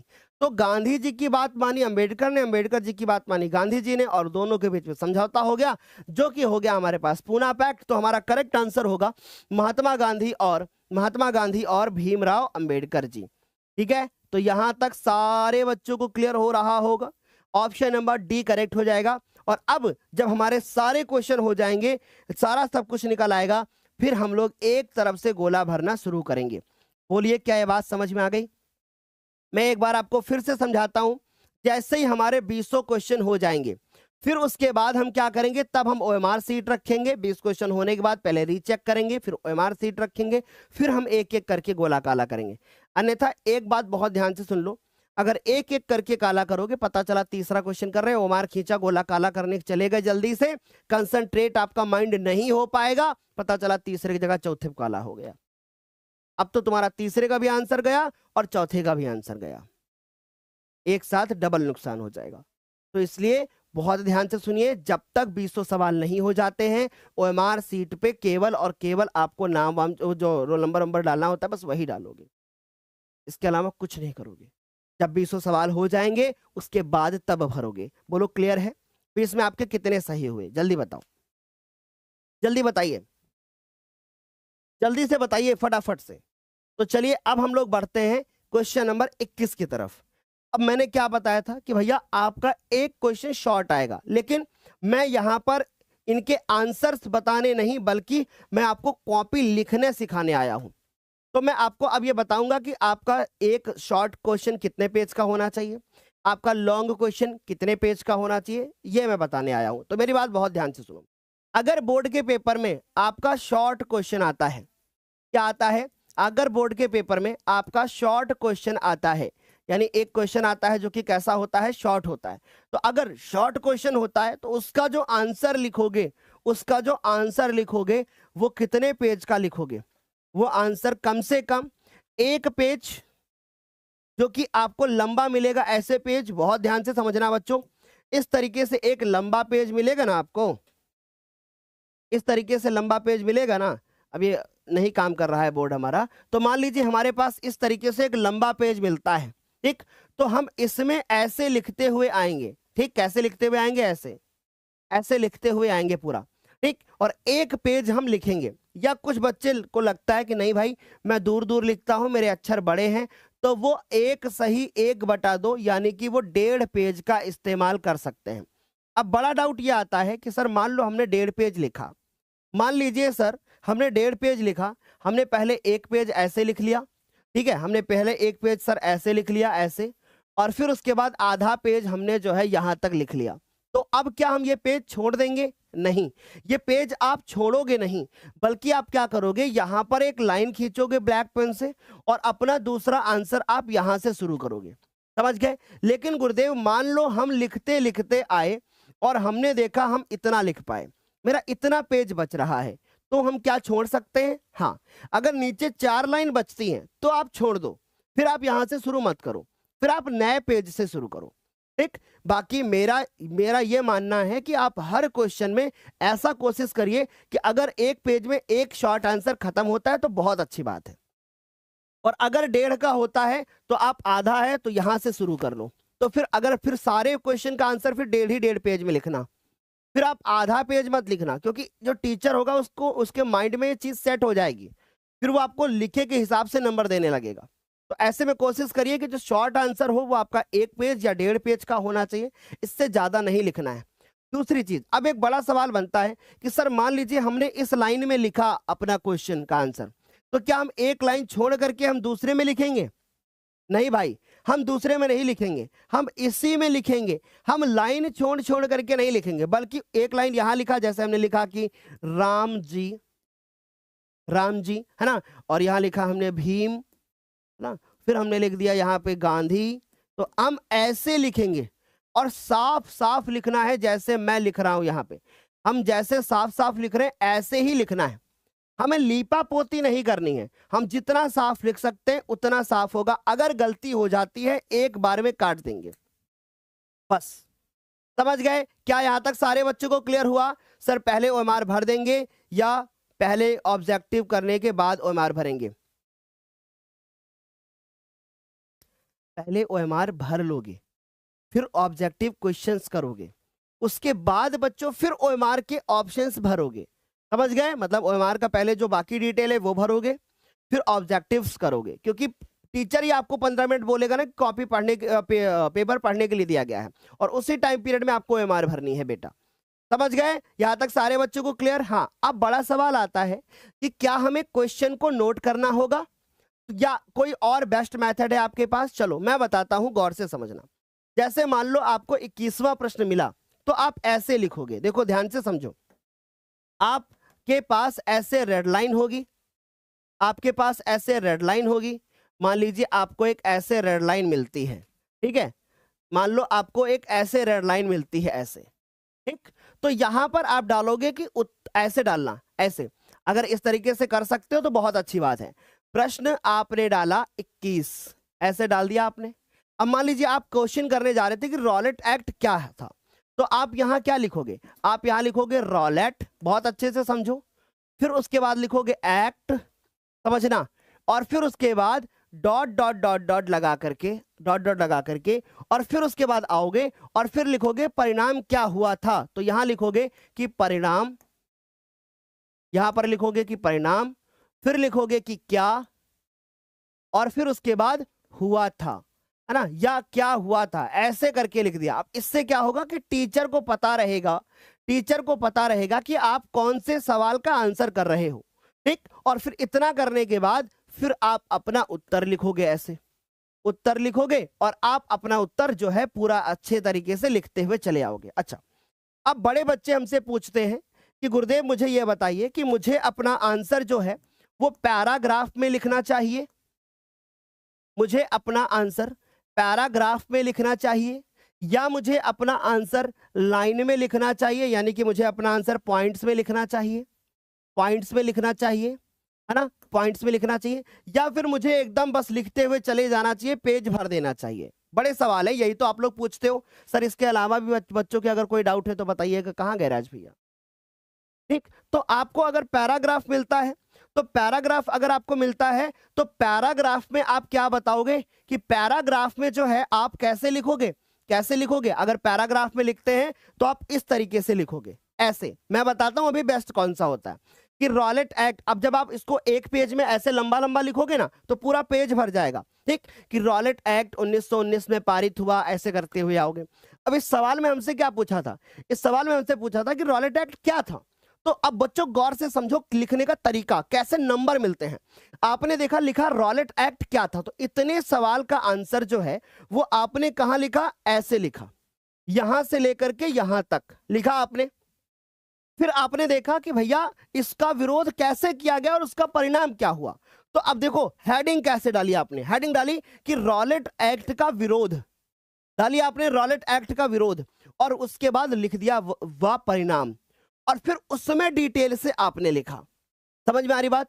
तो आपको ये बेस्ट एक तरीका होता है कि पहले आप प्रश्न को पढ़िए कि प्रश्न क्या पूछ रहा है। प्रश्न ने 2 प्रश्न पूछे इसी के अंदर, पहले रॉलेट एक्ट क्या था, फिर उसका विरोध कैसे किया गया, उसका परिणाम कैसे हुआ। तो आपने सबसे पहले बताया एक पैराग्राफ में कि रॉलेट एक्ट क्या था, फिर दूसरे पैराग्राफ में बताया कि रॉलेट एक्ट का विरोध कैसे हुआ। यह तरीका बेस्ट होता है।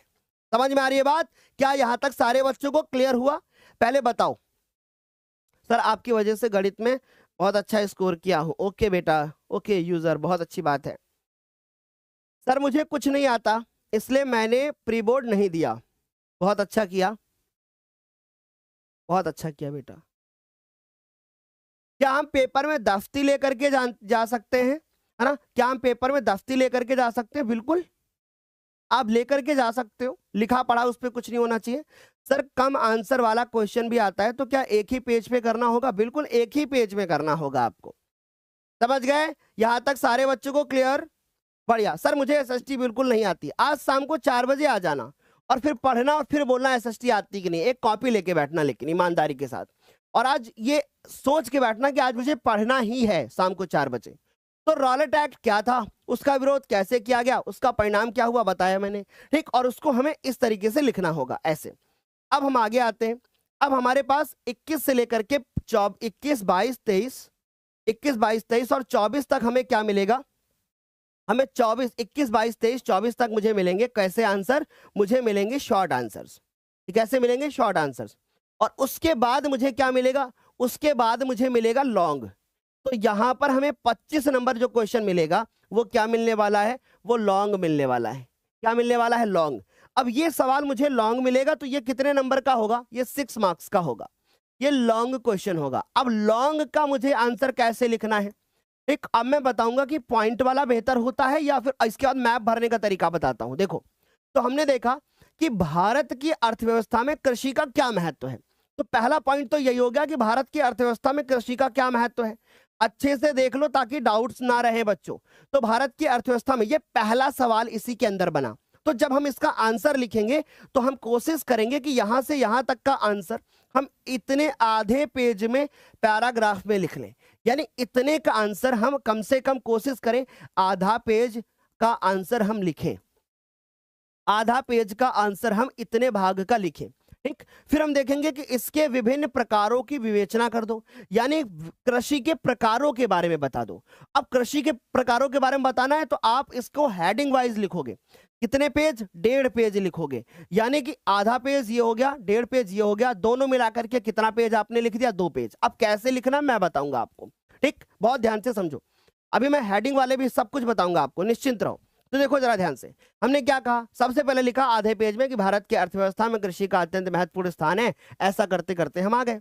फिर हमने देखा कि भैया, हमने देखा कृषि के प्रकार, हेडिंग डाल दी हमने ब्लैक पेन से। फिर हमने लिखा, ये ब्लैक पेन से डालना, भारत में विभिन्न प्रकार की कृषि पद्धतियां पाई जाती हैं। तो उसमें पहली लिख दी हमने प्रारंभिक जीविका निर्वाह कृषि, ठीक। और फिर हमने उसको पॉइंट में लिखा, यानी आप नोटिस करिए कि पहले हमने देखो, पहले हेडिंग डाली, फिर हमने पॉइंट में लिखा, एक पॉइंट, फिर दूसरा पॉइंट, फिर तीसरा पॉइंट। ऐसे लिखने से हमारे नंबर बढ़ते हैं, क्योंकि टीचर क्या करेगा? एक पॉइंट पढ़ेगा, टिक मारेगा, एक पॉइंट पढ़ेगा, टिक मारेगा, एक पॉइंट पढ़ेगा, टिक मारेगा। अब मैं आपको एक बहुत अच्छी सी बात बताता हूं कि टीचर का माइंडसेट क्या होता है, कि वो कैसे आपको ज्यादा नंबर दे देगा। समझिए बहुत अच्छे से, आपको जो पेज मिलेगा, जो पेज मिलेगा उस पे जो आप लिखोगे, एक टीचर जितना ज्यादा समय उस पेज पर देगा उतना ज्यादा नंबर देगा। अगर ये 6 नंबर का सवाल है, उसको आपने पॉइंट में लिखा, तो अब उसको हर पॉइंट चेक करना होगा। और पैराग्राफ जब होता है, पूरा एक पैराग्राफ लिखा है, कहीं पर आपने बीच में कहीं नहीं तोड़ा है, पूरा एक ही पैराग्राफ में लिख गए, टीचर एक बार चेक मारता है बस। और फिर उसको समय नहीं मिलता है कि आप इस पेज को ध्यान से देखें, क्योंकि उसके पास भी प्रेशर होता है, वो भी कॉपी चेक करने का पैसा लेता है। जितनी ज्यादा कॉपियां चेक करेगा उतना ज्यादा उसको पैसा मिलेगा। सीबीएसई बोर्ड में कॉपियां अलग तरीके से चेक होती हैं। हमारे यहाँ पे आशुतोष सर जो हैं, वो सीबीएसई बोर्ड की कॉपियां चेक करते हैं। सर एक दिन बच्चों को सर्टिफिकेट के दिखाइए बच्चों को अपना, और बच्चों को वीडियो भी आप बताइए कि कॉपी कैसे चेक होती है, ठीक है। तो आई विल ट्राई कि हम आशुतोष सर से आपको इस चीज का आइडिया दिलाएंगे आपको, ठीक। चलो देखो, तो यहाँ तक क्लियर हो गया। तो इस तरीके से सभी को समझ में आ गया। अब आगे बढ़ते हैं। अब हम बात करते हैं, जैसे हमने दूसरी हेडिंग डाली कि गहन जीविका निर्वाह कृषि, तो बच्चों ये हमने लिखा है इसे पूरा। फिर हमने लिखा वाणिज्यिक कृषि, वाणिज्यिक कृषि बारे में लिखा। फिर हमने देखा कि रोपण कृषि, हमने रोपण कृषि के बारे में लिखा। तो ऐसे लिखने से ज्यादा बेहतर होता है। आपने अलग अलग प्रकार की कृषियां लिखी, अलग अलग प्रकार की कृषि के बारे में लिखा। अब बताओ क्या यहां तक सारे बच्चों को समझ में आया? सर जोश बढ़ाइए, कम हो गया है। सर लाइटर लाइए, इनका जोश बढ़ा दे। बोर्ड का पेपर सर पे है, जोश की कमी है। हाँ सर, क्या बोर्ड के पेपर में सवाल अनसॉल्व्ड से आता है? नहीं, पीवाईक्यू से आता है, और पीवाईक्यू अनसॉल्व्ड में होते हैं। वही बात बार बार पूछ रहे हो भाई, वही बार हम कह रहे हैं ना, जो हम आपको पढ़ाएंगे बेटा वही आपके बोर्ड के पेपर में देखने को मिलेगा, सेम टू सेम। तो अब हम समझ गए कि अगर हमारे पास ऐसे क्वेश्चन आता है, लॉन्ग क्वेश्चन, तो आई विल ट्राई कि हम पैराग्राफ भी लिखें। आई विल ट्राई कि हम पैराग्राफ, इसके बाद मानचित्र, इसके बाद मानचित्र बताएंगे आपको। पैराग्राफ में भी लिखना होगा ऐसे, है ना। आपको कोशिश करना है कि आपको पॉइंट्स भी डालने हैं, है ना। आपको कोशिश करना है कि अगर लॉन्ग क्वेश्चन है उसमें छोटी छोटी हेडिंग भी डालनी है, ठीक है। आपको छोटी छोटी सी हेडिंग्स भी डालनी है। तो ये तीनों का आपको एक सम्मिश्रण बनाना है। समझ गए यहां तक सारे बच्चों को क्लियर? सर क्या फ्लो चार्ट बना सकते हैं? भाई फ्लो चार्ट जिसमें जरूरत होगी उसमें बनाओगे। समझ गए ना? क्लियर हुआ? बढ़िया। चलो तो आगे चलते हैं। अब आता है हमारे पास ये, एक बच्चा कह रहा सर क्या आप कॉपी चेक करते हो? और कॉपी की स्पेलिंग लिखा है KAPI। अरे लल्ला, हम कॉपी नहीं तुम्हारी कमेंट जरूर चेक करते हैं। ध्यान से देखो यहां पर क्या लिखा हुआ है। हमारे पास लिखा है कि मानचित्र संबंधी कार्य, 2 प्रकार के मानचित्र आएंगे, एक 29 का का होगा, एक 29 का खा होगा। ए भी लिखा हो सकता है, बी भी लिखा हो सकता है, आ भी लिखा हो सकता है, बा भी लिखा हो सकता है। तो कह रहे हैं निम्नलिखित स्थानों को भारतीय मानचित्र में आपको दर्शाना है, भारतीय मानचित्र में आपको दर्शाना है, ठीक। और नाम के साथ में आधा आधा अंक आपको मिलेगा इसके लिए। तो वह स्थान जहां पूर्ण स्वराज की मांग प्रस्ताव हुआ। अब इसके लिए क्या करोगे? ये चीजें तो आपके इस पेपर में लिखी होंगी, पेपर मिलेगा ऐसे, इस पेपर में पॉइंट लिखे होंगे यहां पर पीछे साइड में, ठीक। मान लो यहां पर ये पॉइंट लिखे हुए हैं, ठीक। अब आप क्या करोगे? अब आपको ये बोर्ड की कॉपी मिल गई, मान लो, इमेजिन करो ये आपके पॉइंट्स हैं और ये पेपर में लिखे और ये बोर्ड की कॉपी है। तो अब बच्चों क्या करोगे? बहुत गौर से समझो। जो मानचित्र होगा इसके आंसर इस कॉपी पर लिखोगे। कैसे वो बताता हूं। अब ये आंसर तो इस पे लिखे हैं ना, क्वेश्चंस तो लिखे हैं ना। अभी समझो, आपके बोर्ड की कॉपी होगी, आप ये कोशिश करिएगा कि आप बाएं पेज पर इनके आंसर्स लिखोगे। कैसे? आप ऐसे लिखना शुरू करोगे।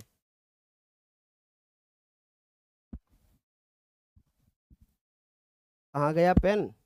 चलो देखो, ऐसे लिखोगे। आप लिखोगे कि भैया उत्तर 29 का ए, और यहां पर हेडिंग बड़ी बड़ी डाल दोगे मानचित्र। लिखने का तरीका देख लो ध्यान से, नहीं तो नंबर कटेंगे, है ना। मानचित्र। अब आपने देखा 29 के ए में पहला सवाल है कि वह स्थान जहां पूर्ण स्वराज की मांग का प्रस्ताव पारित हुआ था, वो कि कौन सा है भैया? हमारे पास वह स्थान जहां पूर्ण स्वराज की मांग का प्रस्ताव पारित हुआ। तो अब बच्चों पहला हमारे पास आंसर ये हो जाएगा ऐसे। अब इसका जो भी उत्तर होगा यहां लिखना होगा, अभी बताऊंगा।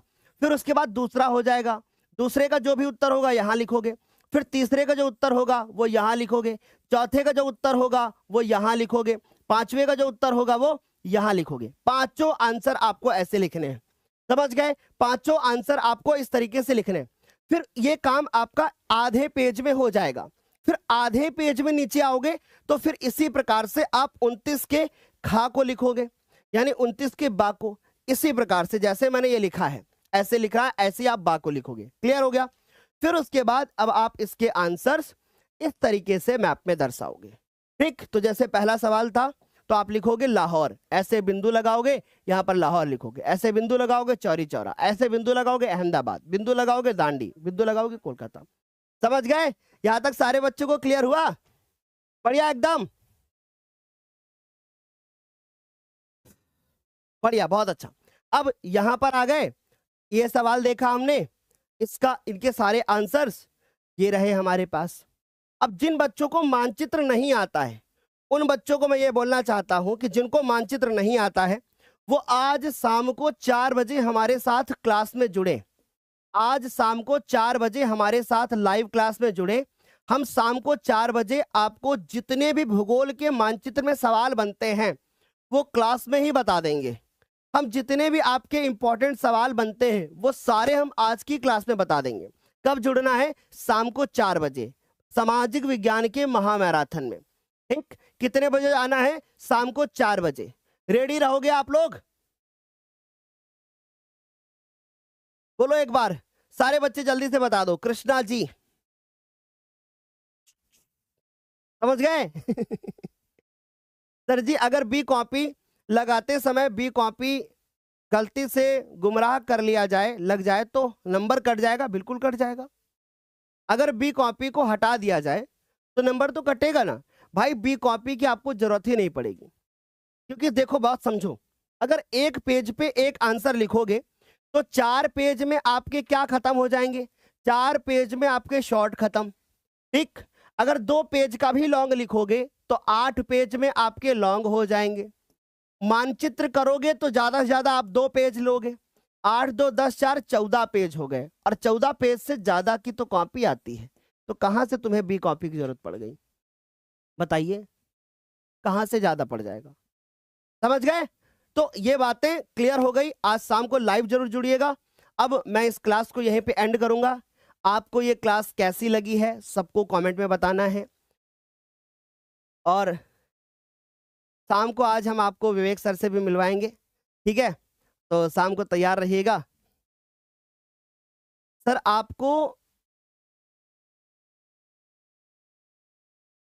सर कृपया मेरी कमेंट का उत्तर दीजिए कि क्या अगर जो आप मानचित्र बताओगे उसी में से आएगा? देखो, जो मैंने अभी मानचित्र बताया है मैं उसमें से क्वेश्चन आने की गारंटी नहीं ले सकता हूं, क्योंकि जरूरी नहीं है कि इससे ही आए, क्योंकि ये तो कुछ सवाल थे।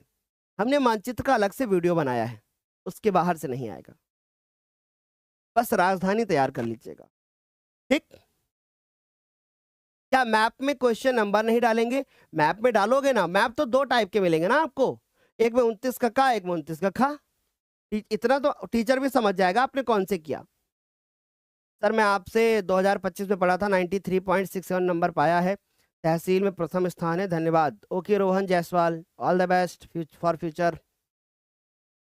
सर मेरे सर ने बताया था कि मानचित्र का काम कॉपी में नहीं करना होता है, आप एक बार बता दो। वेरी गुड क्वेश्चन कल्पना।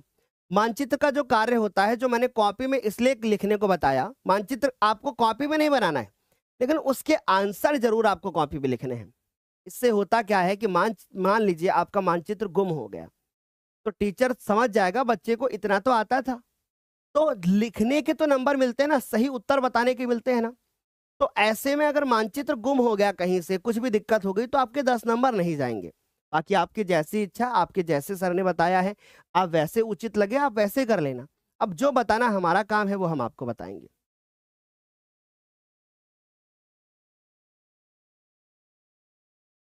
सर आपने एसएसटी का मॉडल पेपर नहीं कराया, बहुत जल्द करा दूंगा, पहले आप मैराथन तो कर लो आज, ठीक है।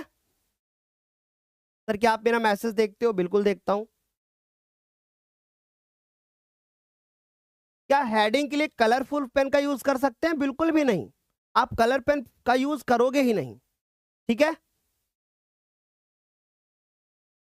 चले, तो आज के लिए फिर इतना ही, मिलते हैं हम लोग अगली क्लास में, तब तक के लिए bye bye, take care, thank you so much. और सुनिए, एक सवाल पूछ लेता हूं, आप कमेंट सेक्शन में बताइएगा, जिसका आंसर सही होगा उसको मैं रिप्लाई जरूर करूंगा, जिसका भी आंसर सही होगा उसको मैं रिप्लाई जरूर करूंगा। कमेंट करके जाना है कि सबसे अधिक चाय सबसे अधिक चाय का उत्पादन सबसे अधिक चाय का उत्पादन कौन सा राज्य करता है? भारत की बात कर रहा हूं, कौन सा राज्य करता है? जिस बच्चे का आंसर करेक्ट होगा उसको मैं रिप्लाई जरूर करूंगा। तो सब लोग जैसे ही कमेंट करेंगे, और ज्यादा से ज्यादा कोशिश करिएगा बच्चे आंसर करने के लिए कि सबसे अधिक चाय का उत्पादन कौन सा राज्य करता है। जो बच्चा करेक्ट आंसर करेगा उसको उसकी कमेंट पे मैं हार्ट जरूर दूंगा। कमेंट करना है, लाइव चैट में नहीं बताना है। Okay, bye bye, take care, मिलते हैं अगली क्लास में।